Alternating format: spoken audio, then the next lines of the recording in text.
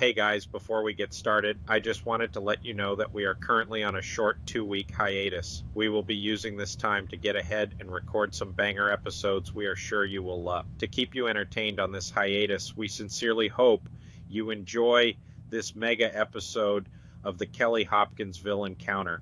This is a combination of both part 1 and 2 in that series with no additional editing done. What you saw in those episodes will all be included in these. Enjoy, remember to like and subscribe, and God bless. See y'all on the other side of this hiatus.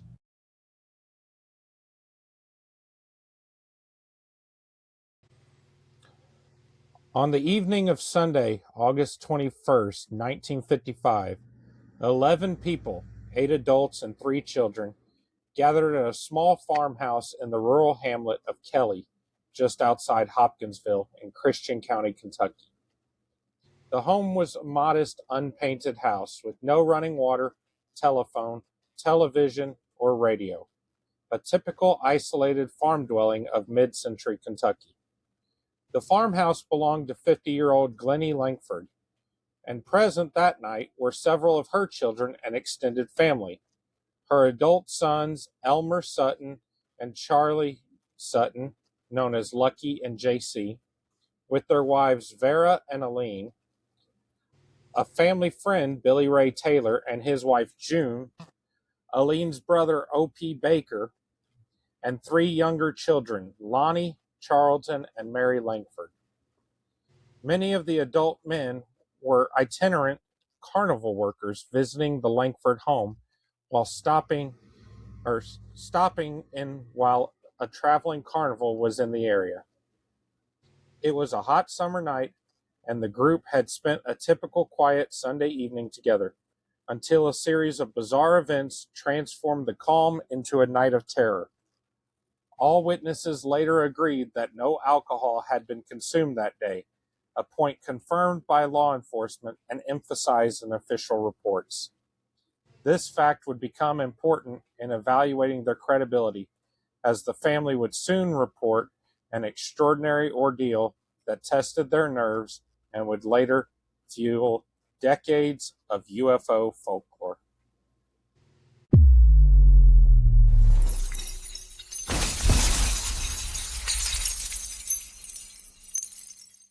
In a world full of shadows, secrets don't stay buried for long. Open the door, step into the unknown. This is the Lots Full Podcast.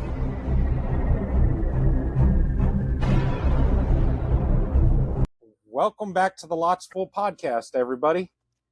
It's your hosts, Dakota and Arkansas Dave. We're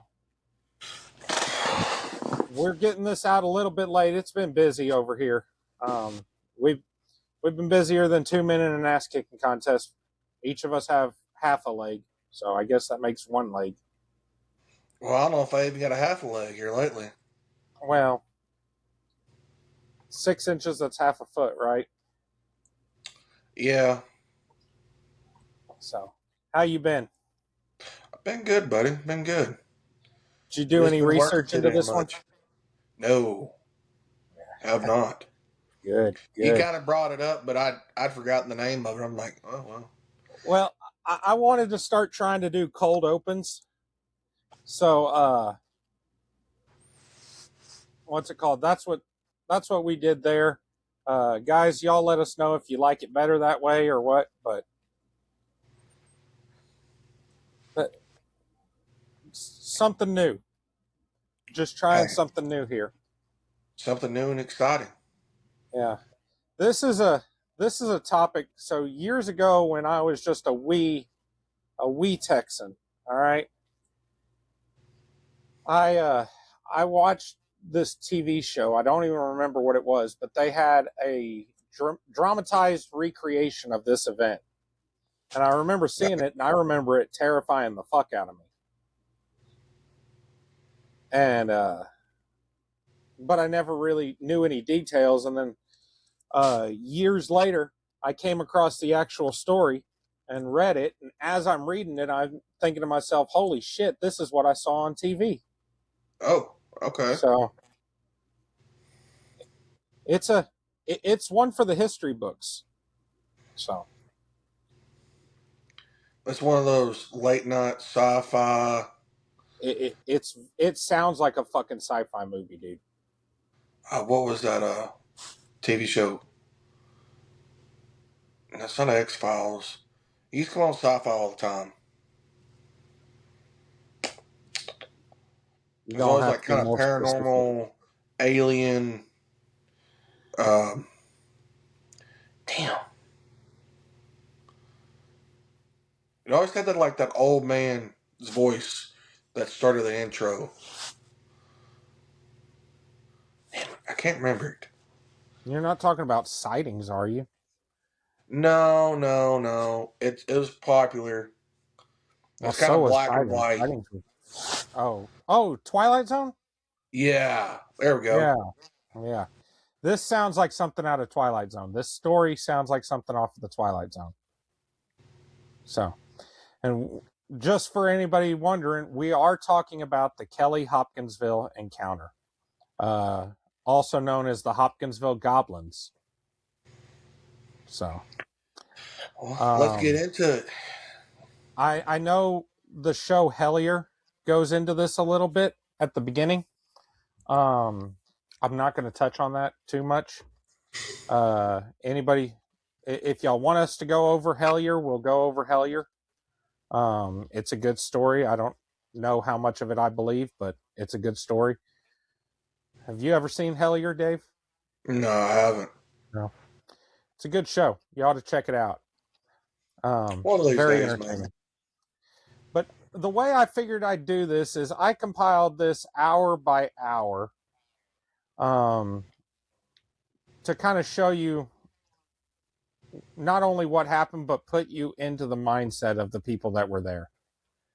Okay. So, as I said in the cold open, there were 11 people, 8 adults, 3 children.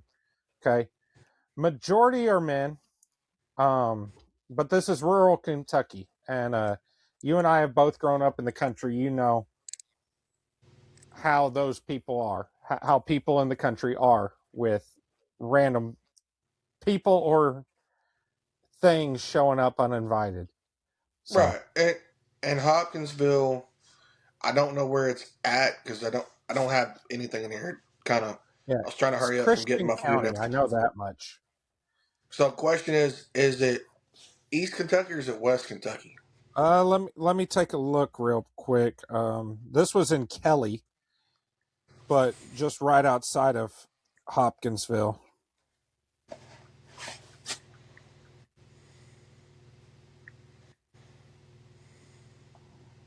Kelly's not showing up, so let me look up Hopkinsville.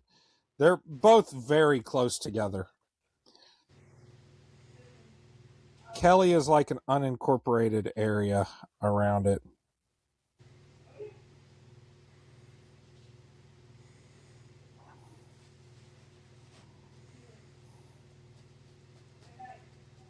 Doesn't even look like Kelly's on the map at all. Found Hopkinsville. Okay, where is Hopkinsville kind of located? Hopkinsville is just north of the Tennessee border. So it's western Kentucky. Okay, so this is going to be Appalachia. Yeah. So if you are leaving Nashville, you get on 45. Mm-hmm. And that'll take you right up to so 45 is also I-24. So you get on I-24, take that up into Kentucky, get on I-169, and that'll take you right into Hopkinsville. Okay. I probably have actually been through there, so have you. Didn't even know about it. Probably. I didn't even realize it was that far west. I thought it was more central, but But you ready to get into this? Let's get into it. Let's give these beautiful bastards something to talk about. All right. So it all begins about 7 o'clock p.m. All right. Okay. As dusk fell at around 7 p.m., Billy Ray Taylor stepped outside to the backyard well to fetch water. A few minutes later, he came running back inside, excitedly claiming he had seen a UFO. According to Billy Ray's account, later given to police and investigators, a bright silvery object, quote, real bright with an exhaust all the colors of the rainbow, end quote, had silently glided over the house about 30 to 40 feet above, then slowed down and descended into a gully beyond the edge of the property. He believed he had just witnessed a flying saucer land in the nearby field. The others in the house were skeptical and initially laughed off Billy Ray's story, teasing that he must have merely seen a shooting star. No one went to investigate the gully at the time, and the group soon returned to their normal activities inside, assuming the excitement was over. This is a verified fact. I have marked down what is verified and what is unverified. This is verified. Billy Ray's report of a bright flying saucer was noted in later interviews. However, no other eyewitnesses saw this light. So, one thing, you said all the colors of the rainbow. Yeah. So, the only thing I could think of, they were landing for refuel. You ever heard of using water and electrodes to pull the hydrogen out? Yeah, like an oil slick kind of on water. How it's got all the No. colors of the rainbow and stuff. So, if you're using like hydrogen, what happens is when you start burning hydrogen, the exhaust is water. Yeah. Okay. Well, what happens? This is what, summertime, correct? August 21st. So, yeah. So summer. A So very warm August 21st. So we're in the summer. It's 7 o'clock, so it's still daylight outside. So this sounds like water particles to me. Possibly. Being hit by the sun. Yeah, possibly. So, now I could be wrong on that, but well, 7 o'clock. That's it says right around dusk. So yeah, that's right around dusk. What happens when you hit water with light? Yeah, prism. Mm-hmm. So the next thing happened about an hour later, around 8 p.m. The family dog began barking frantically outside. The dog's agitation grew intense, then suddenly it cowered and hid under the house, refusing to come out for hours. The animal would not reappear until the next day. Sensing something unusual lurking in the darkness, Lucky Sutton and Billy Ray Taylor grabbed a flashlight and cautiously went to the back door to see what had upset the dog. They immediately noticed a strange glow approaching from the fields behind the house. As the glow came closer, the two men were astonished to make out the figure of a small humanoid creature walking toward them in the yard. In official statements, the men described the entity in vivid detail. It was about 3 to 3.5 feet tall, with an oversized, almost perfectly round head and large eyes that glowed with a yellowish light. Had long, spindly arms that nearly reached the ground, ending in oversized hands with talon-like claws. Its ears were described as large, pointed, and bat-like, extending outward from the side of the head. The creature's entire body gave off an eerie, silvery luminosity in the dark. One witness compared it to the faint glow of radium on a watch dial. So, like, the glow-in-the-dark watches? Mm-hmm. Yeah, that. Yeah. I'm sitting here trying to picture this. Oh, entity. I'll get you a picture here in a second. It appeared to be made of or wearing some shiny metal skin or clothing, and when it moved, it did so in a peculiar gliding or floating manner rather than normal walking. The being was slowly approaching the back porch with its hands raised above its head as if in surrender or greeting. Startled and terrified by the intruder's appearance, Lucky and Billy Ray reacted on instinct. Being rural Kentuckians, what do you think that was? They probably pulled their rifles and about ready to shoot their ass. Being rural Kentuckians, they had ready access to firearms in the house. They grabbed a 20-gauge shotgun and a .22 caliber rifle, which were kept loaded for varmint control. Taking positions just inside the back door, the two men waited until the little humanoid came within about 20 feet of the doorway, its hands still raised. Then both men opened fire simultaneously through the screen door. One blast of shotgun pellets and a rifle shot struck the creature at close range. Incredibly, the small being did not fall dead or bleed. Instead, as the witnesses later described it, it flipped backwards and somersaulted from the impact, then scrambled upright and ran off into the darkness beyond the yard. The men noted a strange metallic ricochet sound, like bullets striking a metal bucket, when their shots hit the entity. Despite being hit squarely, the creature appeared unharmed, retreating into the night. Well, he said it was wearing some type of like armor. Like metal clothing, yeah, is what it looked Yeah. like. So, I mean, so if it's wearing something like that, they're probably shooting birdshot at it. I mean, it's not going to do much. Yeah, and granted, it's a 22 and a 20 gauge. It's not going to do a whole lot. I just sent you a picture.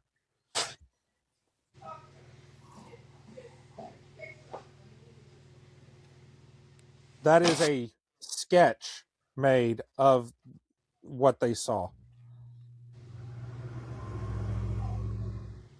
The fuck?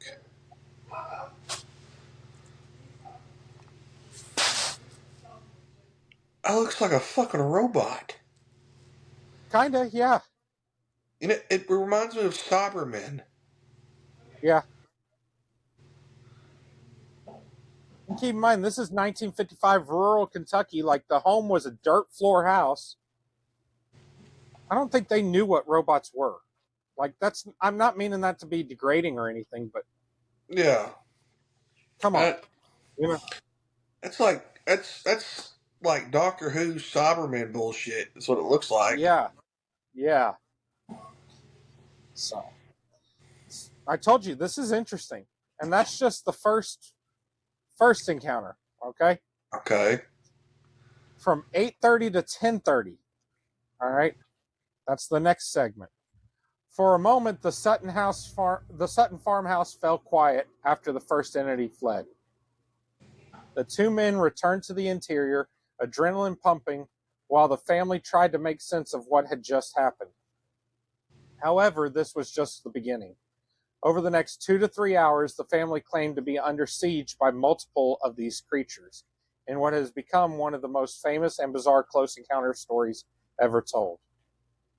Minutes after the first creature disappeared, a second similar being was spotted peering in through a side window of the house. The men fired at it through the window screen, blasting another hole in it at point-blank range.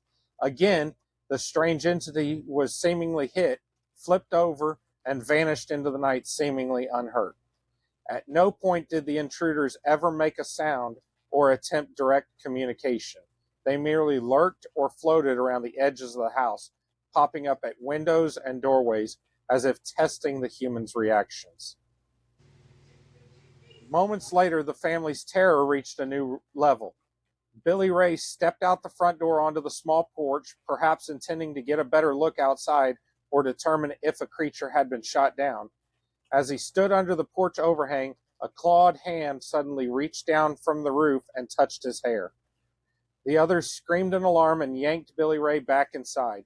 Lucky rushed out and fired upward, shooting point blank at a creature perched on the roof overhang above the door, knocking it off. At nearly the same moment, another small being was seen perched in a nearby maple tree. Lucky and Billy Ray blasted at that one as well, and the figure floated to the ground when struck rather than falling normally. They shot again at the fallen creature, and it too scurried off into the woods in the darkness. According to the family's account. Do what? This sounds more like the creatures they're more curious. Yeah. About them. Like, it reached down and touched his hair. It didn't, like, grab at him or anything. It just kind of... Like, oh, what is this? Yeah. We don't have this. Like... Yeah. It's curious. So, maybe there's some overreacting here of the unknown. So, overreacting on the part of the family, yes, maybe. But let's say these were just curious aliens. Does that comfort you? A little bit, but at the same Like, time, can like, you fault the family for reacting the way they did? man, I get it. I really do. Okay, I really Yeah. do. Like, we're 1950s. We don't know shit about aliens, really. Mm-hmm. We've heard about them with Roswell. What? Roswell's Maybe, what? maybe they 1940. heard about Roswell. That was 7 years, no, 8 years ago, 8 years before this event. Maybe they heard about Roswell. Remember, news still traveled pretty slowly back then, especially Yeah, in these rural areas. right. But I think by then they probably heard about Roswell, whether it be It's by possible, paper. I mean, you or probably word have of mouth. some televisions, Well, but mostly going to be this radios. home had no television, no radio, and no phone. Okay, so they probably heard about it in town with a newspaper there. Maybe, yeah, it's possible. So I'm not saying they didn't. I think this is going to be a thing of curious aliens. That's what it's starting to sound like. With a family overreacting, freaking out that we've now got creatures that are not human. Yeah, Probably being rural Kentucky, being in the South, but it's going to be more further north or northern South, I would say. So there's yeah, probably some, not quite the deep South. yeah, probably some heavy racial tensions. If you ain't looking white, you ain't right type shit. Possible. This is still, before the civil rights movement and all that. Yeah. Um. Yeah. Well, let's continue going because I'm starting to pick this apart and kind of I'm looking at it at a Yeah, different aspect. But I'm very interested in this. So it's a cool story, ain't it? yeah, I like this. According to the family's account, at most two of the creatures were seen at any one time during the siege. They would appear, be shot or fired at, then disappear, only to reappear elsewhere moments later. This gave the impression of there being many creatures. Early press reports later exaggerated the number to 12 or 15 little men. But Mrs. Langford, the matriarch, insisted they never saw more than one at a time.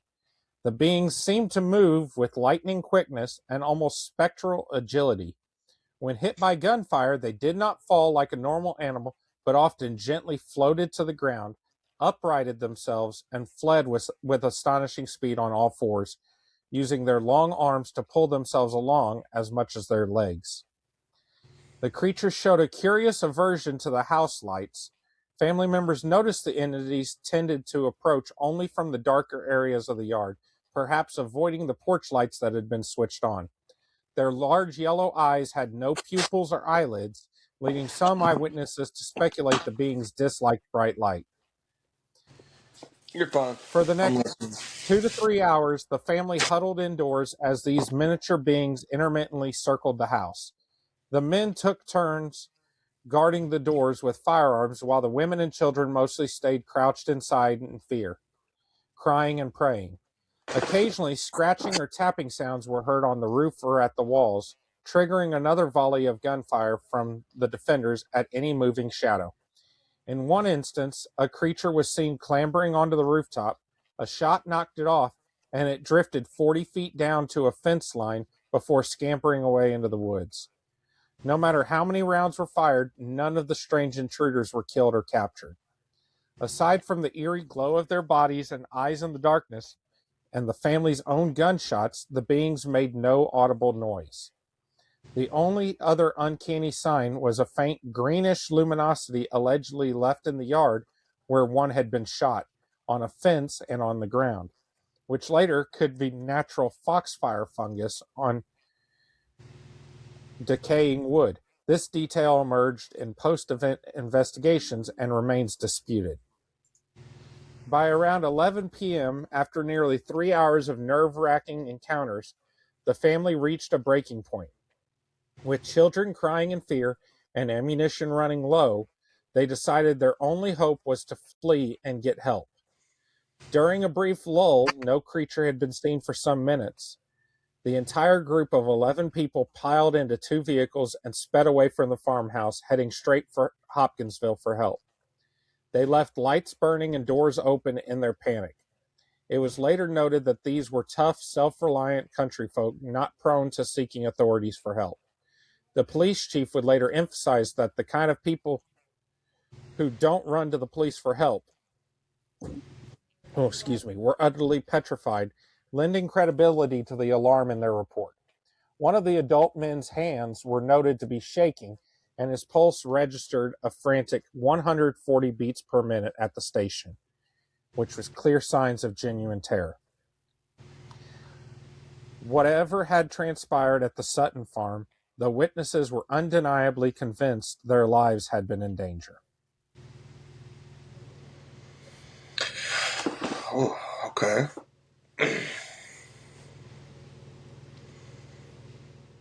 So they were scared so bad they fled to town.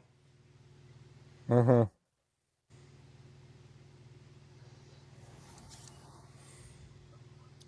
Let me ask you something. You've been in some hairy situations. Have you ever been so scared that you wanted to run into town? No. No. I'm just sitting here thinking. I see the wheels turning. Well, you know, when I get to thinking, like, there's many substances that glow. Yeah. And that's what I put here. They had determined that glow was most likely foxfire fungus, which is a naturally occurring thing in that area. Now, I've never seen a fungus that just glows in the dark by itself. You know what I mean? Well, I mean, there's all kinds of bioluminescent funguses. Yeah. Fungi. So, I mean, it's something I've never seen. Be interesting, though. Yeah. Especially if you ate it. Like, would your mouth glow? I mean, think about it, man. It'd be like a rave in your mouth. And the next question is, would you shit glowing shit? If you See, that's what I'm more interested in. Yeah. Anyhow, but so they might have bioluminescent blood, but would Maybe. also account for possibly why their eyes glowed the way they did. It's possible. It could also be what they eat as well. Yeah. And where their body breaks it down. It's possible. I still think it's going to be a case of curious aliens, but this also could be biological, and the family's tripping balls. Yeah, you're talking some kind of like schizophrenia or something. I'm not talking schizophrenia. I'm talking about like more like Mass hallucination or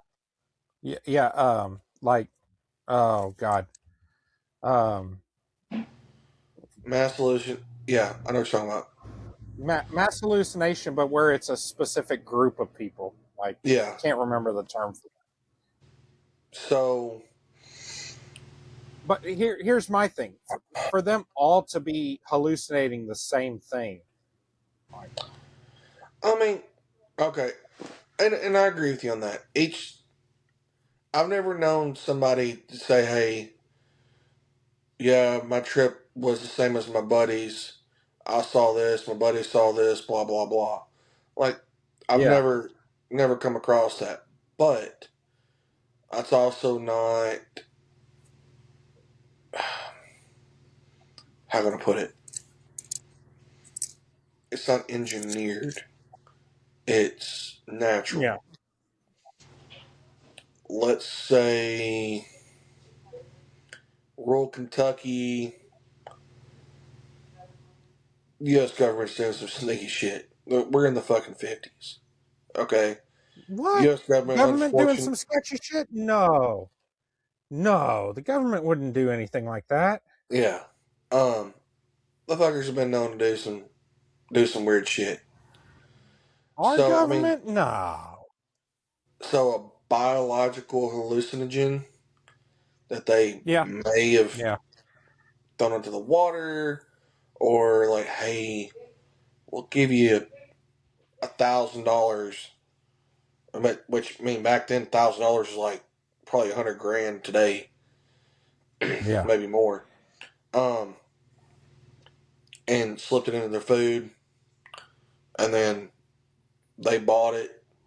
Like, who the fuck knows? Could go down that route. Not saying it's not possible. Right. I do think they overreacted. But their overreaction, I think, was justified. yeah, to a point, because it's something they don't understand. It's a creature they've never seen, and it's weird. They don't know if it's attacking. They don't know if it's I'll tell friendly. you this: if I'm at home and I see one of those motherfuckers walking up, I'm blasting. Like, I'm shooting. Don't lie to Cody. You're gonna bend over, like, all right, it's time for me to be probed. Don't lie. They're gonna have to take me alive. They're gonna have to take me alive. I mean, I don't know if I'm. My biggest thing, and the biggest reason I think this is at least the majority of it is real, is the odds of 11 people all seeing the same thing and having the exact same encounter. I'm with you. I've never heard of two people having the same trip, but let's just say it's possible. Okay? Yeah. That two people can have the same trip. 11 seems a lot more unlikely to me. Yeah. That's a lot of people. And you know, the funny thing is, I wish I knew everybody that was like involved in this, like names, because I bet you we could go a lot deeper into this. Oh, we're about to get into the investigation and everything. Okay. What's happened to the investigation? Because there was a massive investigation. Okay, so let's get into that. Oh, all shit. Right. Around 11 p.m., the two cars screeched to a halt at the Hopkinsville City Police headquarters. 5 adults and 7 children, by one count, poured into the station, hysterical and begging for help. The group, which indeed included 8 adults and 3 children, some sources differ on the head count, told officers an almost unbelievable tale. Small alien creatures from a spaceship had attacked their farmhouse, and they had been holding them off with gunfire for nearly 4 hours. The adults, Elmer Lucky Sutton and Billy Ray Taylor foremost among them, described how these short, goblin-like entities kept popping up at doors and windows, impervious to bullets. Given the palpable fear and urgency of the family's plea, the women and children were sobbing and the men visibly agitated. Police Chief Russell Greenwell and his officers took the report seriously. All officers later noted that the witnesses appeared genuinely terrified and sober, and that this was not an elaborate prank in their estimation. Fearing that there could be gunplay with unknown intruders still occurring in the Kelly community, whether alien or not, the police responded as if dealing with a real emergency. Chief Greenwell quickly assembled a combined force to investigate the remote farm. Within minutes, multiple law enforcement agencies mobilized. 4 city police, 5 state troopers from the Kentucky State Police, and 3 deputy sheriffs converged at the Hopkinsville police station and organized a response. Additionally, 4 military police, or MPs, from the U.S. Army's Fort Campbell, located nearby across the border in Tennessee, volunteered to assist, presumably because of the peculiar alien invasion aspects of the call. Just over a half hour after the family's arrival, sometime around 11:30 p.m., this contingent of heavily armed officers and MPs set out in multiple squad cars towards the Sutton farmhouse in Kelly. They brought along spotlights, flashlights, and weapons, preparing for a potential shootout in the dark countryside. Also accompanying them was a photographer from the Kentucky New Era, the local newspaper, since the sensational report had already reached the press via police channels. Notably, there was no direct phone at the farm to call for help. The family's dash to town was the first notice anyone had of the incident, which is why the press and military became aware so quickly once the family reported it in person. So you got police, multiple agencies, and the fucking military. Well, the military just got hard on because it said aliens. And like I said, we're like 7-8 years after Roswell. They're like, oh, hell yeah. Yeah. But okay. That's keep no going. small force. No, this ain't a force to be That's no reckoned with. small force. No. Yeah. The convoy of police and MPs arrived at the deserted farmhouse before midnight. The scene that greeted them was quiet and dim. No sign of monsters or saucers. Only an empty, bullet-riddled home. Officers spread out in a coordinated search of the house, outbuildings, and the grounds. They conducted a thorough sweep of the property using flashlights and even deployed floodlights in the yard. Neighbors from adjacent farms had by then also ventured towards the property out of curiosity or concern. Over the next hour or more, law enforcement found no intruders and no footprints or blood trails that might indicate anyone or anything had been shot. There was no evidence of any spaceship or paranormal beings. However, the police did document abundant physical evidence of a gunfight. Almost every window and door screen had holes blown through it. The front door frame was damaged by shotgun blasts, and spent shell casings littered the floor and porch. It looked as if the family had indeed been shooting at something or someone. In official reports, the officers noted the genuine distress of the witnesses and that no alcohol or intoxicants were found on the premises, dispelling one early theory that the night might have been imagined under drunkenness. They interviewed the Suttons and Taylors individually about what happened, and despite minor differences in perspective, all the stories matched on the core details. Small glowing humanoids had repeatedly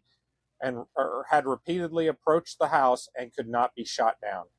The consistency of these independent statements, especially from sober country folk with no history of trouble, left the police somewhat perplexed. For approximately 2 hours, officers and the accompanying soldiers canvassed the area.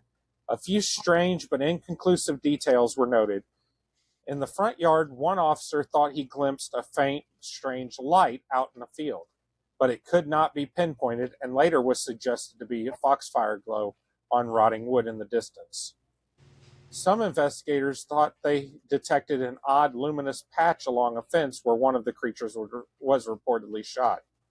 But again, in the dark, it was hard to discern if this was something extraordinary.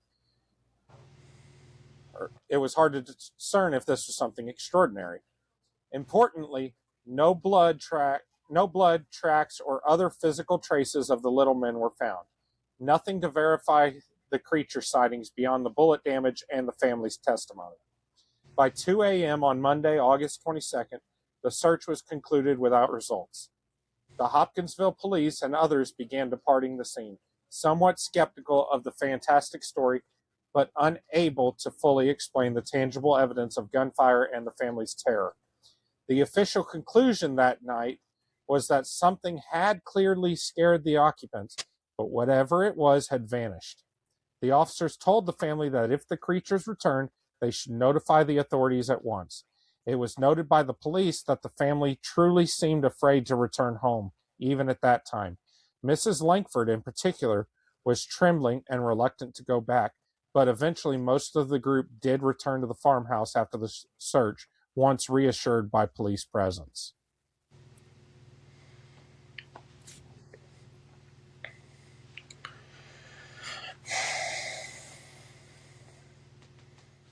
So no trace, which would make sense because they said Nothing. They seemed like they floated instead of actually walked. So I mean, if you're, Mm-hmm. yeah. But didn't you say some of these people were part of a carnival? Yeah. Okay. Now, Some of them were carnival workers. here's a theory. Okay. Here's a theory. What are the odds that one of the carnival workers wanted to fuck around with this family because they're probably regulars? Okay. Okay. So they get their little people from the carnival, Mm-hmm. dress them up in little metal suits that will probably take a 20 gauge blast and a 22, probably just ring their dome pretty good, and have them kind Mm-hmm. of terrorize the family.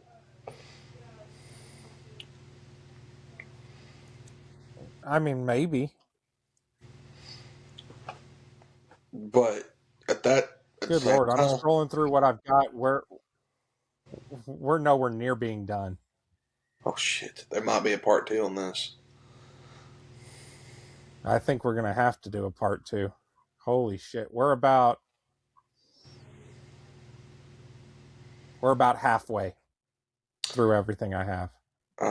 Let's do this. Let's do a part 2 on this. Since Okay. we're back at the residence. Okay? Yeah. And now I might want to do some digging. Well, I tell you what. Let me do this next portion, Okay. because this is the last that happens before dawn, before the Okay. sun comes up. Okay, Okay? let's do that then. All right. Incredibly, the night was not quite over. Approximately an hour after the police left, at about 3:30 a.m. in the early hours of August 22nd, the family claimed the strange beings returned to the property. According to accounts later given to neighbors and police, the creatures, or perhaps the same creatures as before, reappeared from the woods and resumed peering into windows and crawling around the yard. The exhausted family did not engage in further shooting. Their ammunition was likely low, and they may have been too frightened to provoke another confrontation. Instead, they huddled inside until just before dawn. The witnesses reported that the last sighting of the night occurred around the break of dawn, after which the goblin-like entities finally disappeared for good. As soon as it was light, the family packed up and permanently left the farmhouse, seeking shelter at a relative's home in fear that the creatures might return yet again. When state police and Deputy Sheriff George Batts stopped by the farm on Monday morning to follow up, they found the house abandoned and silent, with obvious signs that the family had left hastily. A neighbor corroborated that around 3:30 a.m. the family had frantically driven off again, convinced the aliens had come back after the officers departed. The second late-night visitation was not witnessed by police, so it remains supported only by the family's word. Law enforcement did another daylight check of the property on August 22nd, but once more found no tracks or physical evidence of any strange creatures. Only the bullet holes and damage from the shootout remained as a testament to the night's events. Mm.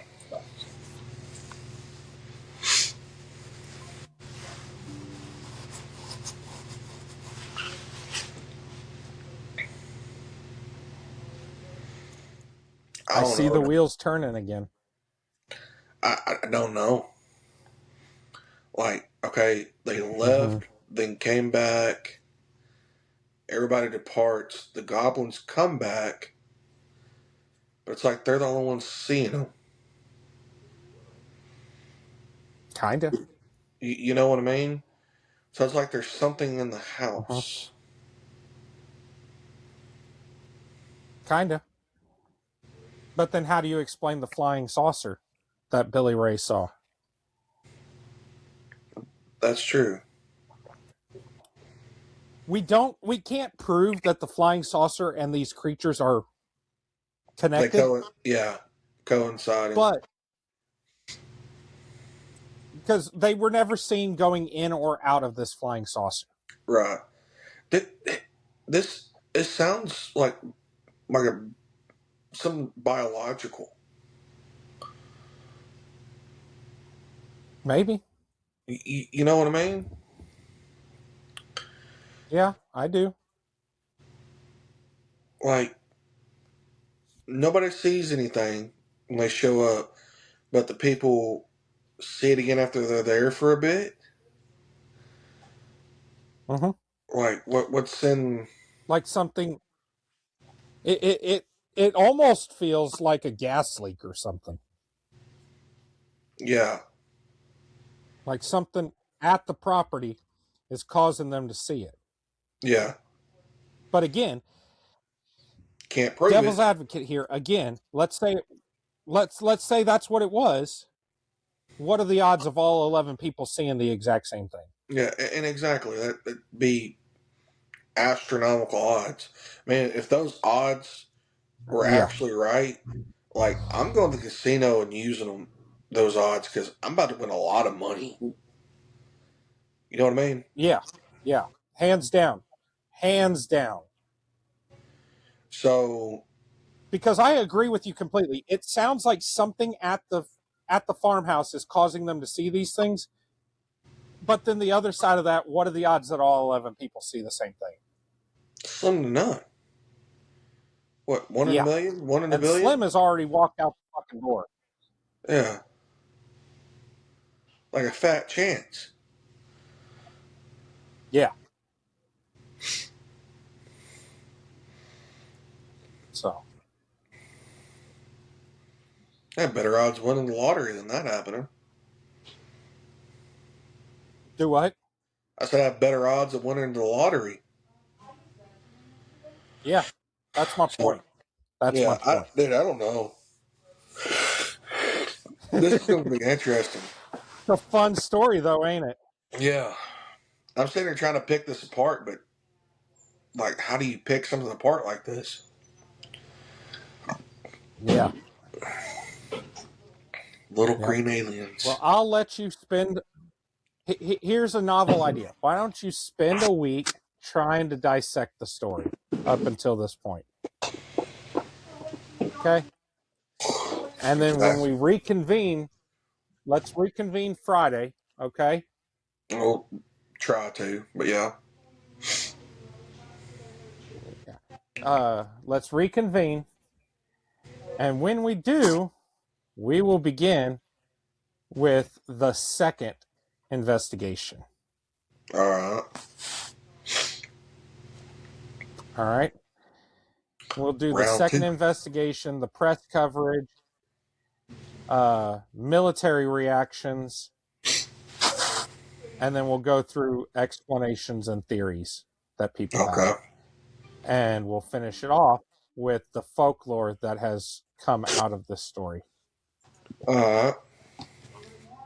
Sounds good. All right. Well, like I said, we're only about halfway through my notes. Oh, Lord. All right, y'all. So y'all heard it from Dakota. We're going to do a part 2. I'm going to spend a week dissecting. Remember, like, share, follow. Follow us on Facebook, TikTok, Spotify, and Apple Podcast. And we'll see y'all next week. All right, buddy. all right. I'll at you Later, later. brother. Later. Last time I made this specific kind, I right when it was done, I sprinkled chipotle sauce over the top of it. Well, let me go get it. Hang on. I was looking last night when I made my rice. Mm-hmm. I was looking and looking to see if I had any salt, and I came across something I forgot I had. Oh, yeah. I got some of that. Dano's chipotle. Yeah, it's good shit. So I'm gonna use that on the meat. But well, I guess we can go ahead and welcome everybody to the Lots Full podcast. It's your hosts, Arkansas Dave and Dakota. We got to finish this Kelly-Hopkinsville thing up. Dave, did you ruminate any on the case? Dude, I've been busier than a one-legged man in an ass kicking contest this week. Yeah, you and me both. Did you get a chance to watch any Hellier this morning? I did not. Mm. I've literally been up until what, So 1:20-ish. I've yeah, been up for about an hour, maybe. so I'll bring it up later, but there is a thing that they kind of hint at in Hellier. It's a theory about the Kelly-Hopkinsville case Okay. that I do agree with. And when we get done with the investigation and everything, and we're going over our theories, I'll bring that up. But as far as Hellier goes, season 2 it went off the rails, if you ask me. Like season 1, they were onto something, and then season 2 they just go fucking haywire. Shows tend to do that, especially if they change producers. Yeah, it's like they lost all their common sense in season 2. Wouldn't surprise me. So, but season 1 was really fucking good. Well, it's kind of like The Witcher. Dude, I never rewatched anything other than season 1. Well, this season, I started trying to watch it, and it's like, no, this ain't right. It ain't Henry Cavill. It just y'all fucked up. So my thing was, I never played the games. Just not the type of game I tend to like. Yeah. But sorry, I got a tickle in my throat. That you fucking do. I had to remember that the camera's over here and not here. Right. But this vape does that. If I take a hit off of it, and then as I'm exhaling, I talk, I get a tickle like right in here.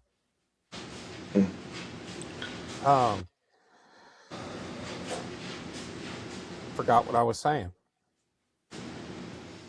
That tickle got you too tickled to remember, didn't it? I forgot completely what I was saying. Oh, God. It's all right, Dakota. We understand your abuse. What was I fucking saying, dude? Hellier went completely off the rails.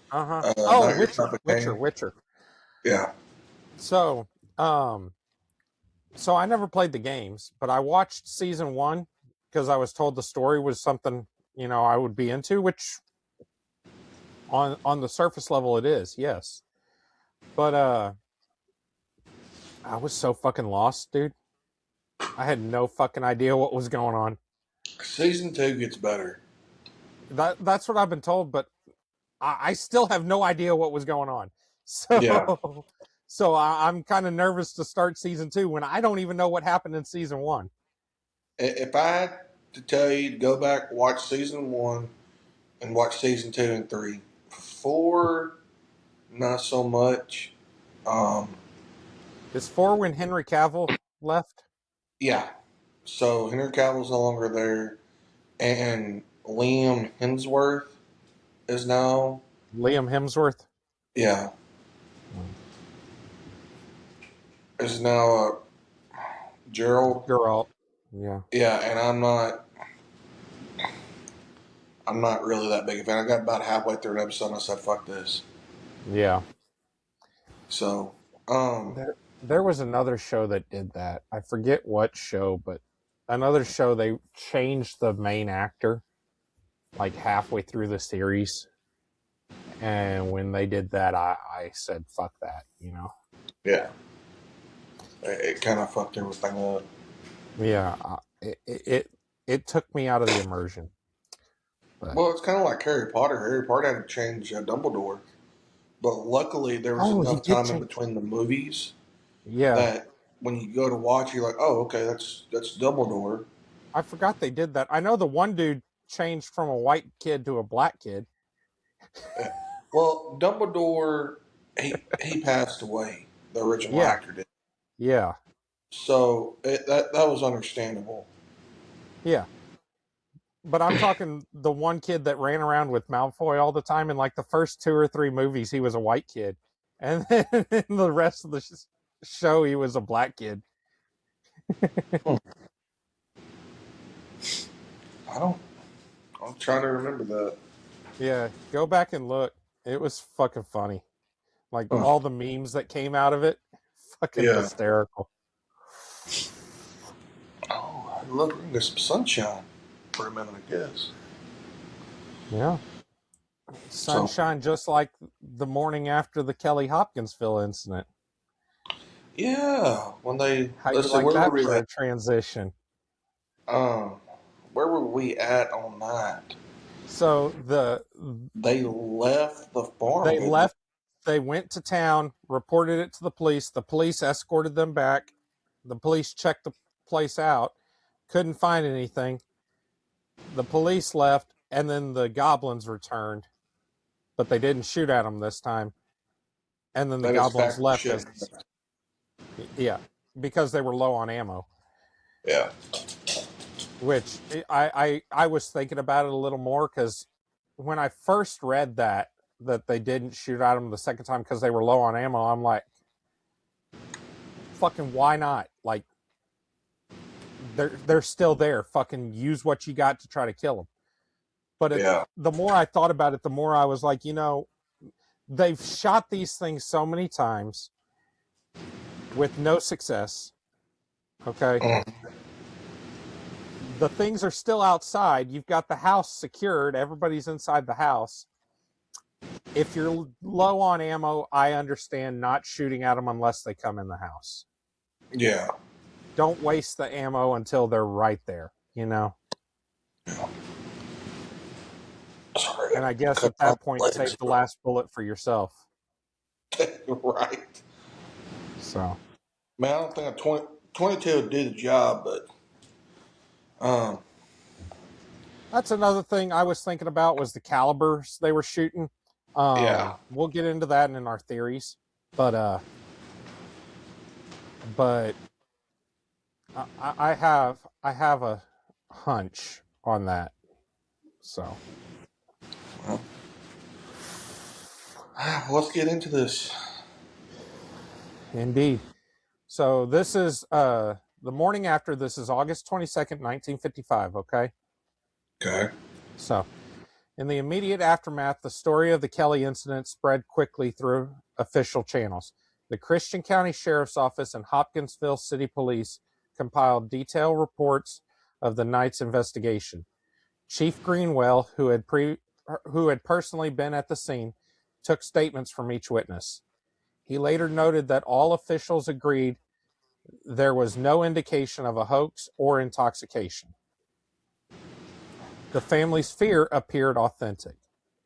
Greenwell himself described the witnesses as terrified, not drunk, and was struck by the fact that these were humble, credible people who sincerely believed what they had encountered was not of this earth. The police had to consider the possibility that the family had been attacked by human prowlers or something like wild animals, though the descriptions didn't match any known animal. In the absence of any proof of the reported little men, the incident was officially logged as unexplained, but no arrests or evidence of crime were recorded. Given the heavy gunfire, though, the officers were certainly relieved not to find any injured humans on the property. By mid-morning on Monday, August 22nd, word of the astonishing report had leaked out to the public. Local radio station WHOP mentioned the Sutton Farm encounter in their 7:15 and 9:25 a.m. news bulletins, alerting listeners that something odd had happened overnight. Intrigued by the idea of a spaceship shootout in rural Kentucky, station staffer Andrew Bud Ledwith, an engineer and radio announcer, decided to investigate on his own time. Around 11 a.m., Ledwith drove out to the farm, equipped with drawing materials. He had an interest in sketch artistry and wanted to create composite drawings of the reported creatures by interviewing the eyewitnesses. That's the image that I sent you last episode. When he arrived, he found Glennie Langford and the other women of the family sitting outside. The men, Lucky, JC, and Billy Ray, had temporarily left town to avoid the growing media attention, having gone to Evansville, Indiana. Been there a few times. Do what? Been through Evansville a few times. Yeah, I have too. Ledwith sat down with Mrs. Langford, Vera Sutton, and Aline Sutton, 3 adult women who had seen the creatures, and carefully elicited their descriptions to sketch the beings on paper. According to Ledwith's notes, the women were consistent and adamant about what the creatures looked like.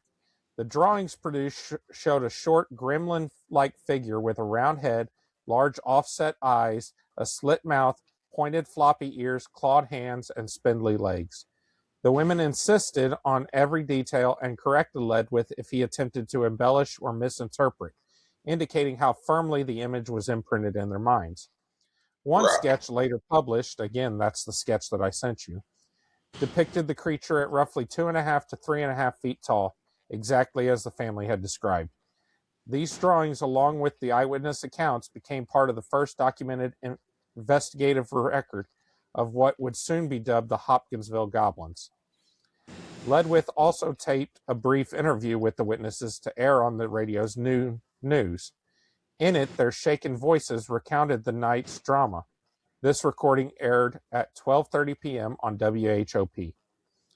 By late morning, the police and reporters at the station were already tossing around a colorful label for the beings.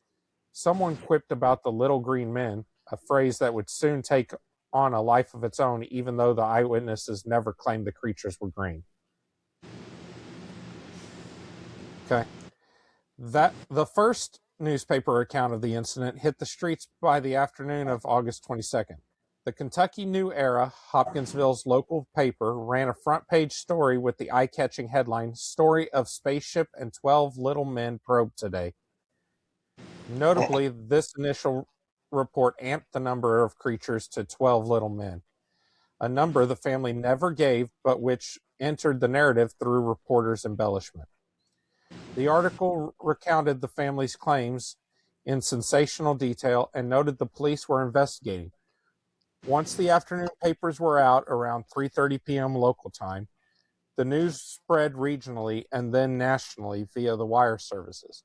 Reporters from other Kentucky towns and from Indiana and Tennessee descended on Hopkinsville by late that day. Many gathered at the police station hoping to interview the Sutton family or officers. Some ventured out to the farm itself hoping to see or photograph evidence. The scene turned chaotic as more and more journalists, curiosity seekers, and self-appointed investigators poured into the area. Meanwhile, the male witnesses who had fled to Evansville, about 80 miles away, to avoid ridicule, were tracked down by enterprising reporters from an Evansville newspaper. A now famous photograph was taken there showing Lucky Sutton and 2 others reenacting how the flying saucer supposedly came in over the fields, indicating the trajectory with their arms. This staged photo ran in some papers, further fueling public interest. Millie, hush. Is our guest wanting to chime in? Yeah, Millie, well, she sees a car, she wants to yap. Oh. By Monday evening, the Hopkinsville Little Men story was making headlines across the country, often treated with a mix of humor and astonishment. Notably, early press coverage did not use the term little green men. Most articles described the beings as little silver or gray goblin-like men. The green skin coloration was added in later retellings, quickly becoming entrenched in popular culture. As publicity grew, so did local skepticism and curiosity. That evening, throngs of people from surrounding areas began driving out to the now infamous Spaceman Farm in Kelly. The Sutton farmhouse and property were soon swarming with onlookers and souvenir hunters. Cars jammed the narrow country road, and it became nearly impossible to secure the site. Sightseers brazenly roamed the yard, peered into the windows, and even entered the house uninvited when the family wasn't around. They poked around the fields and trampled the gully where the spaceship was rumored to have landed. According to Mrs. Langford, some unknown person even went out to the gully and came back showing her something he claimed to have found, though in the confusion she never learned what it was. In short, by the end of the day, the real invasion was by human curiosity. The Sutton farm had effectively become a carnival scene. The family, already traumatized, now faced ridicule and constant trespassing. Local law enforcement, overwhelmed by the crowds, could do nothing beyond managing traffic. By the next day, the family had to put up no trespassing signs, and eventually they charged a small fee to dozens of curiosity seekers just to drive them away, an act which skeptics later cynically cited as evidence of a hoax for profit, though at the time it was simply an attempt to control the chaos. Mm. I can see the wheels turning again. Well, I mean, I can see where some people would say it was a hoax, but they played pretty good into the hoax. You know what I mean? Yeah. Like, we're talking 1950, so you're charging $1, maybe $2 most. That's going to be quite a bit of money back then. Yeah. So, I mean, you can get 50 cars a day. I mean, family could live pretty well off that. You know what I mean? Yeah, for sure.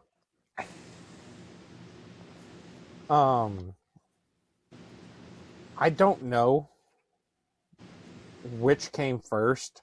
I always was under the assumption that the little green men term for extraterrestrials came from Roswell. Mm-hmm. But the more I looked into the Kelly-Hopkinsville thing, I'm not so sure anymore. I don't know which one coined that term, but it's interesting. It's one of the little things I find curious. Well, think about it. I mean, that one thing that I told you about that I could check into, I might be able to get a better answer on for you, but Well, you're going to have to remind me off air what you're talking about because I don't remember. I have CRS, remember? yeah, we know you got short-term memory loss. You've been dropped on your head too Yeah. many times, baby. Can't remember shit. But I did some digging because I wanted to find out if like this was a place that somebody could potentially go and look into, you know? Mm-hmm. The property is now owned by somebody else, not associated with the family. Okay. The farmhouse itself has been demolished. Which is, I mean, not surprising. It's typical. It's not anything sketchy or anything, but it did upset me a little bit that there can be no further investigation into that aspect of it, you know? Yeah, I mean, but we're talking 1950s, rural Kentucky. I mean, the Right. house. Where's the time when that house was actually built? We're talking, it was a late night or early 1900, late 1800. I Yeah. mean, It's a family farmhouse, so it's probably been passed down generations. now here's my thought about it: is if the farm is family owned, okay, and we're 8 years after Roswell, so we're starting to get into the aliens. Did the family get into financial straits of the farm? It's And possible. so they come up with this elaborate hoax to I start. was never able to find out what type of farm it was. Like, was it a Probably being dairy rural farm? Was it Kentucky, we're probably going to be either cattle, chickens, maybe agriculture, but I doubt it. and as far as the time frame goes, this is also right around the start of the Cold War. Yeah. So you So gotta remember that tensions were high around that time frame. yeah. But that's pretty much it as far as the local authorities go. Okay. In the days immediately following, the U.S. Air Force also became aware of the incident. At the time, the Air Force was running Project Blue Book, a program to catalog and analyze UFO reports. We're going to do an episode on that in the future. Although no formal Air Force team visited the site, Fort Campbell was an Army base, and the only military participants were the 4 MPs who joined the initial night search. Blue Book did log the case based on secondhand information. The encounter was officially labeled a hoax in Blue Book's files, with no further comment or investigation by Air Force personnel. This classification was likely influenced by the lack of physical evidence and the implausibility of the reported creatures.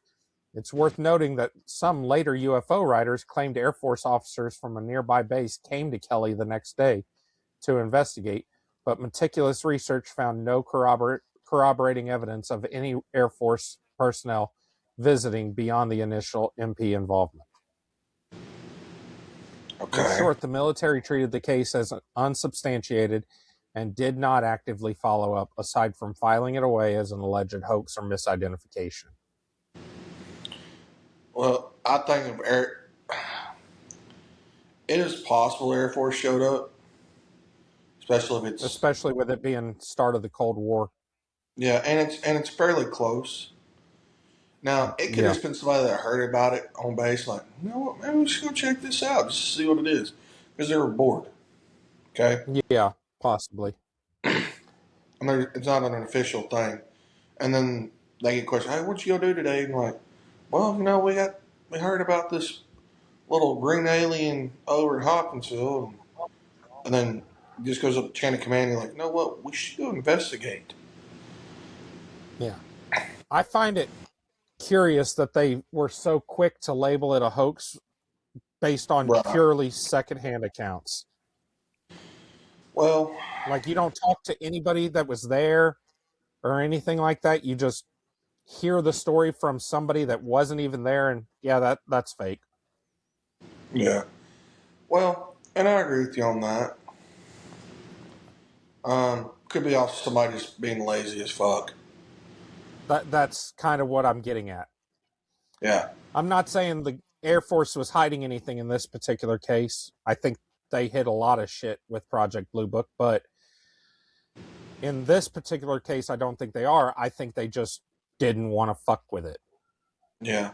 Well, I think the more you've talked about it and everything, I'm leaning more toward a hoax, probably due to the fact that they were in financial straits and probably about to lose a family farm. They were possibly in financial straits. I didn't find any evidence. I mean, we can't prove that, but it would make sense. Yeah, it's entirely possible. So, there's no evidence of this besides eyewitness accounts and everything. Mm-hmm. They shot up their own house with a 20 gauge and 22s. Mm-hmm. Depending on how their windows were made, they could probably just cut new pieces of glass. Yeah. And everything. So, pretty easy fix. New screen door, easy fix. I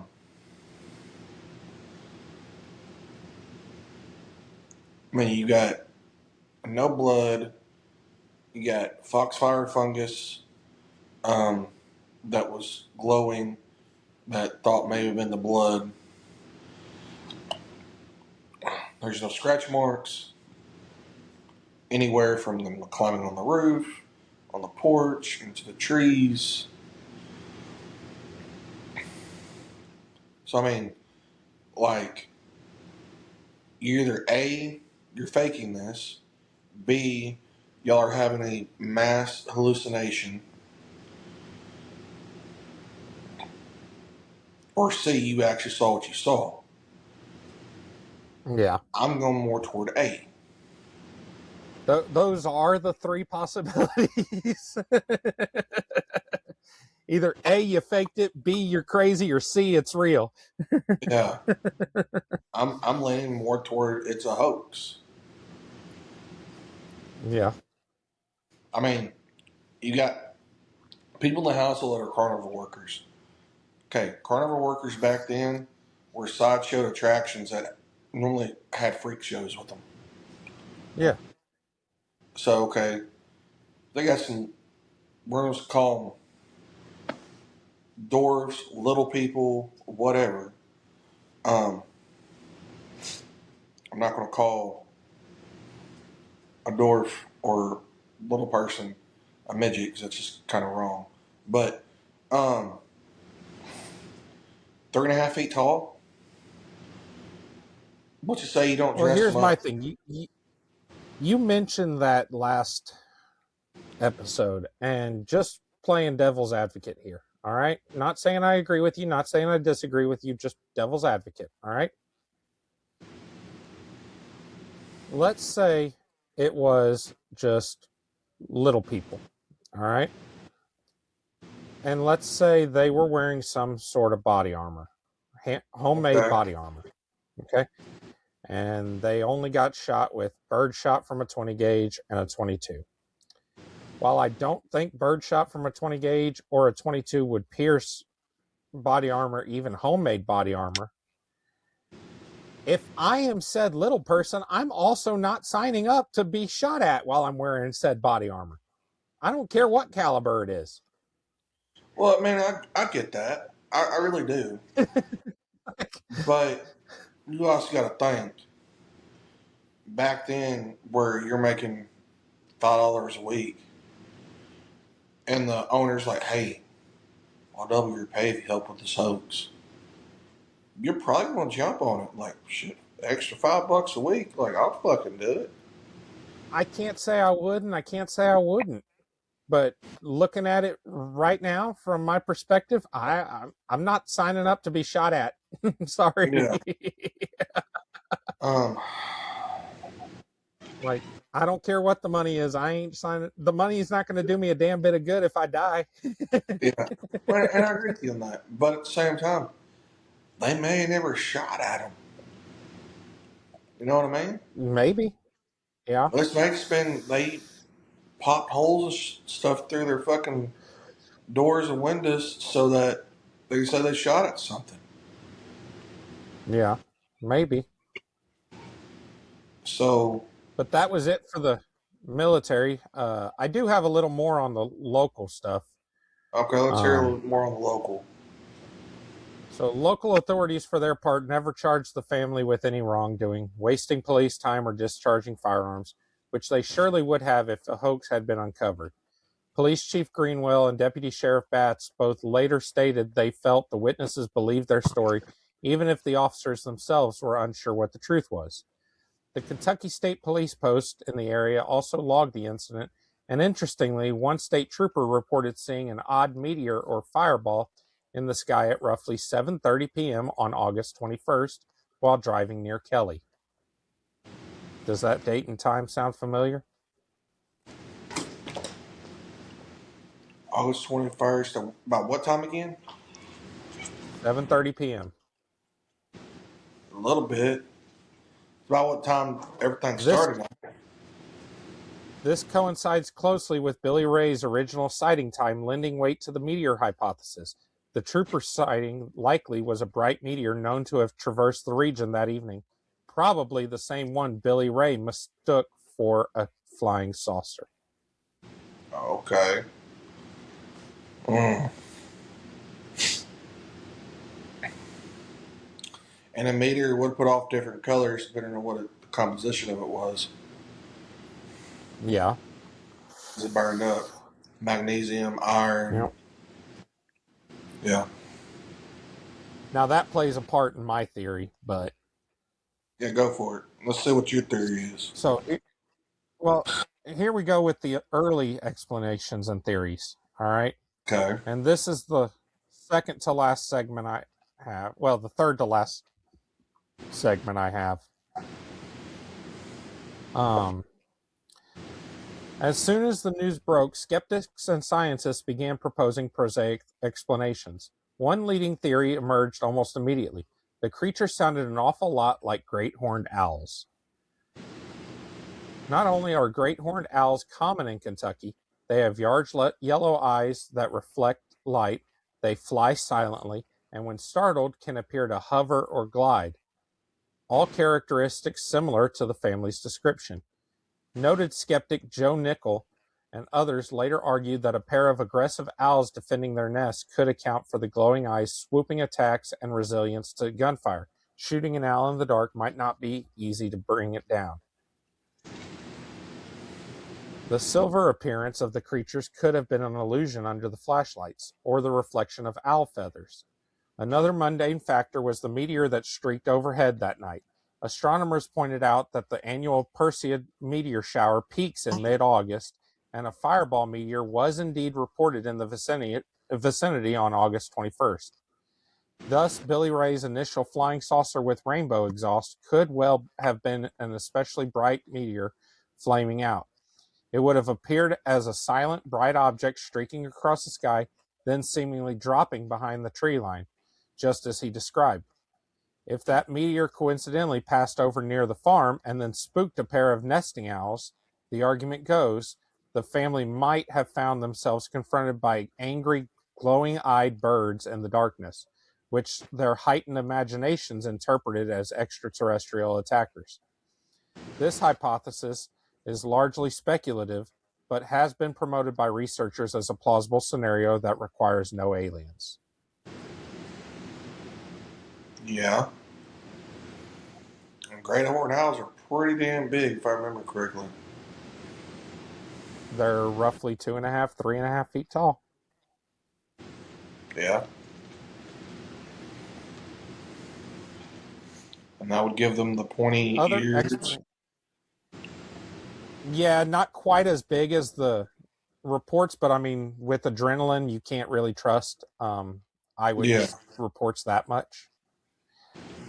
Yeah. Other explanations were floated as well. Some locals whispered that the entire affair might have been a hoax perpetrated by the carnival folk, Lucky and Billy Ray, perhaps to make money or to get attention.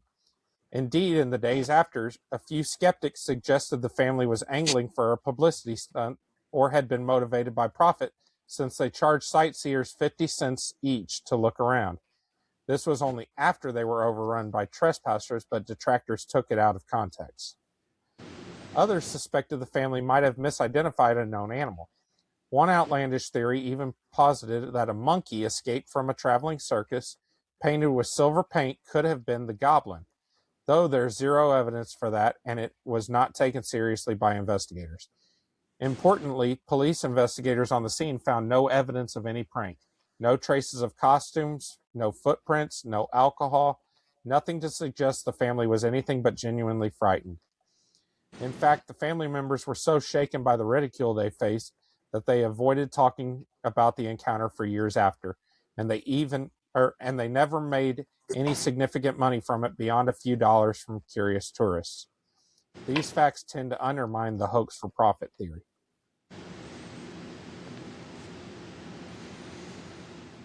Does that change your perspective at all?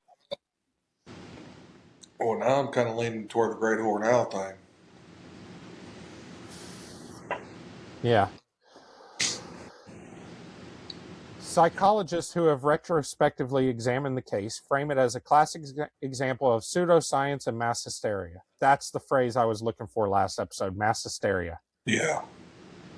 A stressful, ambiguous situation that snowballed into a shared conviction of a fantastical event.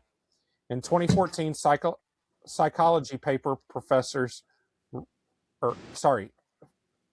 In a 2014 psychology paper, Professors Rodney Schmaltz and Scott Lilienfeld used the Hopkinsville case to teach critical thinking, suggesting that perceptions can be wildly unreliable under duress. They even entertained the possibility that intoxications or the effects of excitement led the witnesses to misinterpret mundane things such as alien invaders. However, it bears repeating that contemporary officials explicitly found no evidence of drunkenness and noted the witnesses were credible on that count. Thus, any drinking explanation is purely speculative and contrary to verified reports. So those are the theories debunking it. You ready to hear some of the theories in support of it? Oh, Lord. Let's hear it. On the other side of the debate, ufologists have long held the Kelly-Hopkinsville encounter as a cornerstone case. It stands out because of the high number of witnesses, nearly a dozen, and the long duration of the encounter, which is virtually unparalleled in UFO lore. UFO proponent Alan Hendry noted the unique combination of multiple credible witnesses and extended contact when he described the case in the Encyclopedia of UFOs, saying, quote, "This case is distinguished by its duration and also by the number of witnesses involved." Famous UFO writer Jerome Clark also wrote extensive reports of the Hopkinsville Little Men, accepting the witnesses' testimony at face value. Clark described details like the creatures floating through the trees and bullets sounding like they hit a metal bucket, details drawn from the family's descriptions. While Clark believed no evidence of a hoax was found by the police or later investigators, even he acknowledged the lack of physical proof left the case ultimately unresolved. Later UFO investigators from groups like NICAP and CUFOS interviewed the Suttons in the months and years afterwards. Isabel Davis's 1956 and 1978 investigations being the most thorough. They all came away convinced that the family had experienced something bewildering, even if the extraterrestrial origin could not be conclusively proven.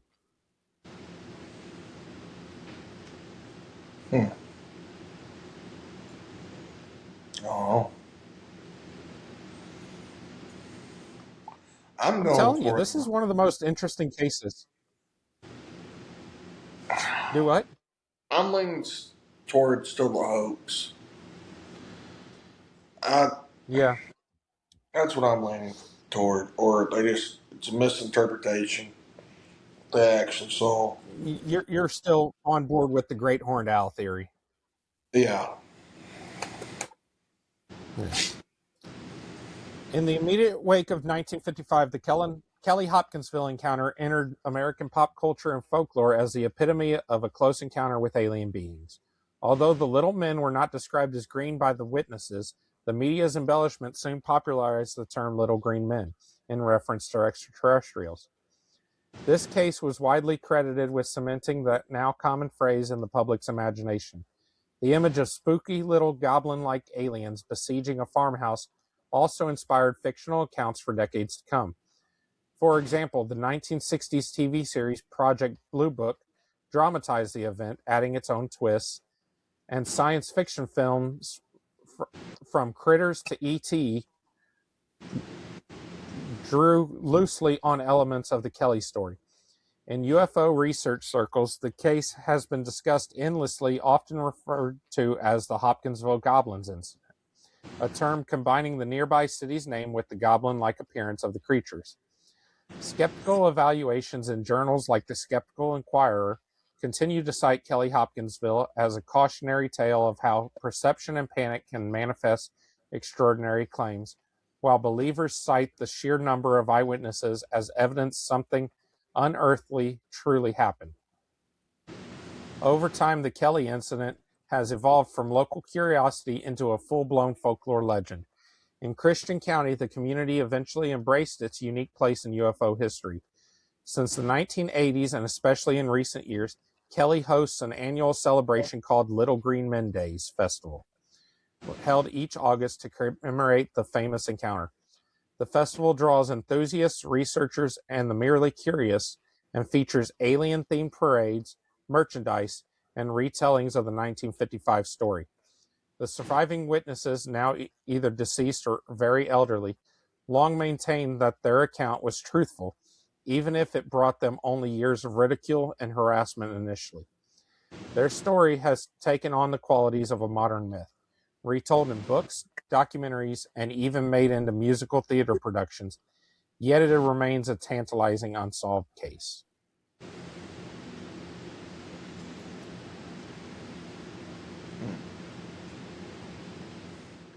Well, I would like to actually try to track somebody down that was there, but the likelihood of it. That would be, yeah. And the more time passes, the less that becomes possible, you know.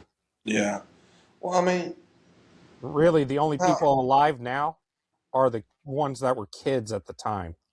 well, not necessarily. It depends on how old the adults were. I mean, if they're in their 20s, Yeah. I mean, they're 80-ish, Mm-hmm. 80, maybe 90. Let's see, 55. We just had 2025, so that's 70 years. Yeah. Yeah. Probably 80, 90. Yeah. So, I mean, the kids that'd be easier. I mean, that's what, somewhere between late 60s, 70s. 75 to, I'd say, well, it was 70 years since the incident this past August. So I'd say they were probably they would be probably between 75 and 80. 89, 75 and 90, somewhere around there.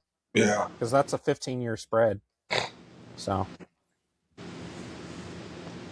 verified facts of the Kelly-Hopkinsville encounter are relatively few.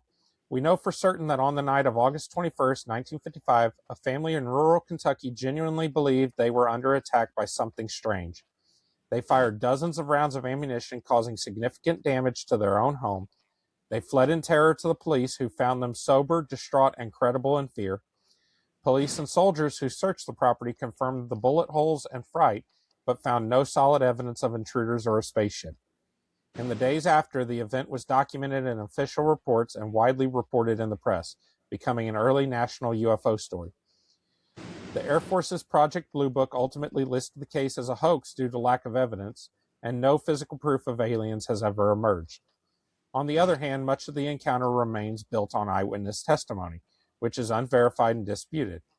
The Little Silver Men themselves were never captured nor definitively identified. Their existence rests on the accounts of the Sutton family. Alternative explanations, from owls to mass hysteria, have been offered to demystify the creatures, but none can be proven either, given the passage of time and scant evidence. Thus, the Kelly-Hopkinsville encounter sits in a twilight zone. Like what I did there? Like what I did there? Yeah. Between fact and folklore. It is one of the most extensively documented alien siege accounts in UFO history, yet it yields no clear answers. It has become a case study in how extraordinary events are reported and investigated, and how they can evolve into legend when definitive conclusions remain elusive.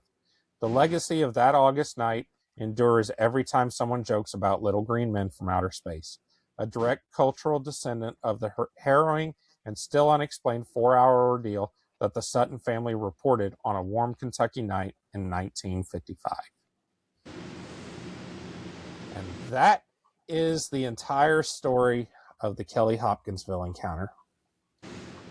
Fucking little green goblins. Well, so are you still on board with the great horned owl theory? Yeah, I think I kind of am to a point.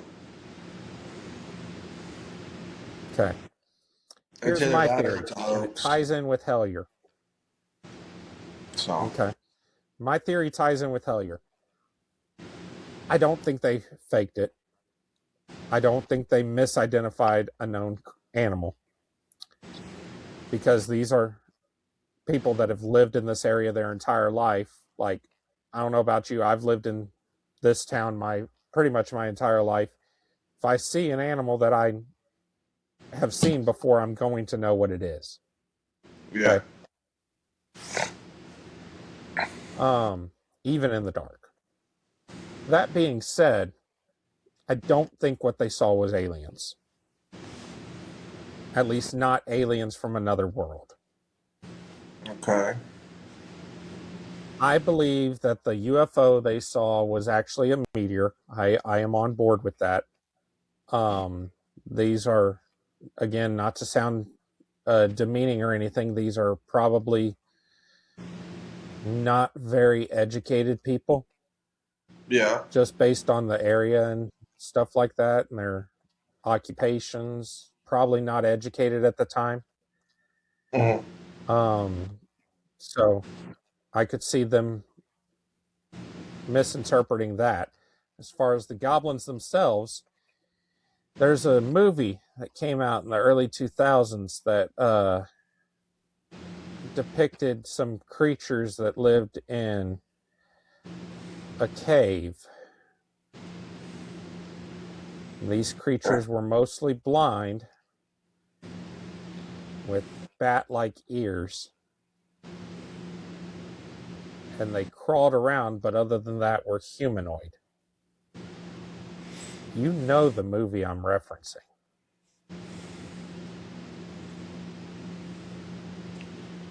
The Descent. Talking about yeah, let's say that was Appalachia too.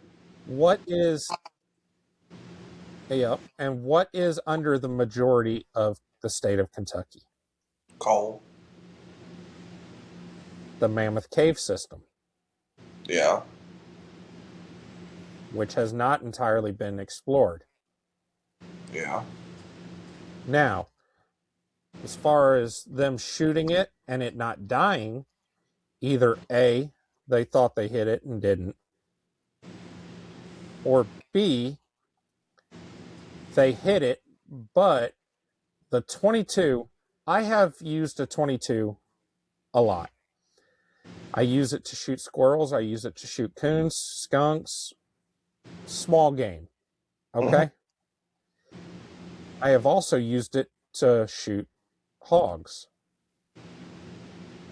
However, unless you place that shot perfectly on a hog, a 22 will not bring it down. No. And these things are about hog-sized. So 20 gauge, especially if it was birdshot, it's pretty much the same thing. Especially if it's not at close range, you know? Yeah, you're just going to pepper them. Hell, you should have personally. Yeah. With 20 gauge bird shot, it's just going to hurt them. You're going to be picking pellets out for a little bit. Yeah. So that's my theory. My theory is some creature that has not been discovered by science came up from the caves and the family didn't get a kill shot on it. I think as far as the floating thing, they probably The meteor. in their paranoia and hysteria thought it was floating and it wasn't. As far as the no tracks being found, if you run over the same tracks over and over and over and over, what happens to them? They disappear. Yep. These things were running around like crazy. I'm sure they ran over the same spot multiple times, probably erased their own tracks. Yeah. So. But that's my theory. I mean, it's not a bad theory. It really ain't. So. Everything I've come across, these people don't seem like the kind of people that would hoax something, even if it was in desperation. You know what I mean? Yeah. Yeah. Well, So. I don't know. Oh. That's Sorry. the thing. Nobody does, and nobody probably ever will. Everybody's got their own opinion, which is fine. I mean, I see now why you didn't really want me to look into it, because with something like this, it's better to have one person being told what's happening and then another person that knows. Well, I didn't want you to look into it because I wanted you to experience everything as the family did. Yeah. As it unfolds. You know what I mean? Right. Well, I can tell you right now, like what you said, like, oh, you lived in the area for all your life, and you know what most animals are in the area. Well, I for one, I've rarely ever seen a fucking owl. Rarely. I mean, I could probably. We're going to have to do an episode on how owls tie into the occult. Yeah. And I've only ever been super close to one, and it was literally in the middle of the road, and I picked it up. Yeah, but if you've been in that area a lot where great horned owls are very common, and you see them flying around because they're so common, Yeah. you see them flying, you're going to know what it is. You Yeah. might not know it's, oh, that's a great horned owl, but you're going to be like, oh, that's a bird. You know? Yeah. That's true. Just like if I see a German Shepherd and a Golden Retriever walking side by side in the dark, I'm not going to know that it's a Golden Retriever and a German Shepherd. I'm going to know it's two dogs, though. Yeah. I agree with you on that. I agree. So. Yeah, I don't know, man. Like, I kind of like the great It's a wild story. horned owl theory, though. That's kind of just me. But who the fuck knows? Okay. But You're entitled to your opinion, even though you're wrong. Oh yeah, fuck you. Just remember. But I know what all right, guys, y'all let us know what y'all think. Next episode, what do you think? Should I let them in on what's going to be the next one? Never. Keep them thinking. Okay. So. Okay. Oh, this next one will make them think. It'll make you think too. Oh God. So. All right, you beautiful bastards. Well, yeah. I think we're going to cut this to the end. Remember, like, share, and subscribe. We're on TikTok, Facebook, YouTube, Apple Podcast, and Spotify. So, until next time, see you later, buddy. Later, brother. See y'all lot lizards later.